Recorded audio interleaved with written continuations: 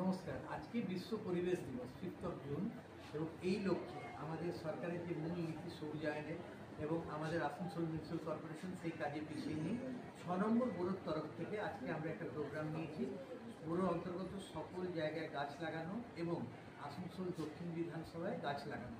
তো সেই লক্ষ্যে আমরা রয়েছি। আমাদের সঙ্গে রয়েছেন আমাদের অত্যন্ত সিনিয়র মানস দাস, মাননীয় ইউনিভার্সিটি রয়েছেন, আমাদের ইঞ্জিনিয়ার সাহেবরা রয়েছেন, স্কুলের শিক্ষক শিক্ষিকারা রয়েছে, ছাত্রছাত্রীরা রয়েছে এবং সকলে।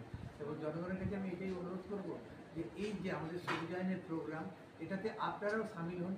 একটা গাছকে বাঁচান এবং একটা গাছ নতুন লাগান, কেন গাছ না থাকলে পরিবেশ থাকবে না। এই যে এত ক্লাইমেট কন্ট্রোল, এত কিছু ব্যাপার আমরা দেখছি, সবুজায়ন শেষ হয়ে যাচ্ছে, একদিকে অ্যাফরেস্টেশন হচ্ছে, ডিফরেস্টেশন হচ্ছে, দুটো প্রবলেমই রয়েছে।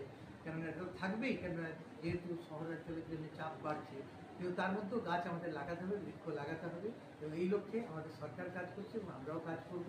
আপনাদের সকলের কাছে অনুরোধ, আপনারাও পারলে একটা করে গাছ লাগান এবং আমাদের এই আন্দোলনকে বিপ্লবের রূপ দিন এবং এটা সবুজ বিপ্লব। ধন্যবাদ এবং নমস্কার।